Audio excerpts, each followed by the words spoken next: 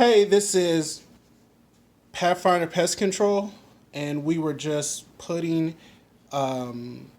just wanted to do a review for some insecticide products that we use that we apply insecticides using this sprayer. Now, of course, we're a professional pest control company, so we don't only use sprayers.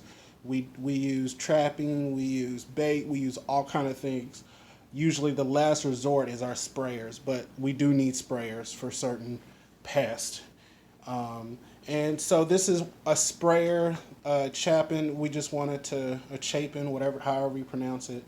We use for insecticides, but we found that this leaks very bad, and so we don't recommend this product or this.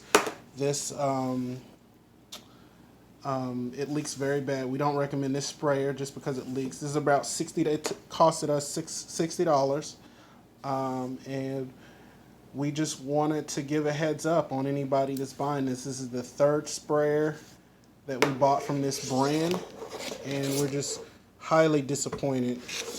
You definitely get what you pay for, but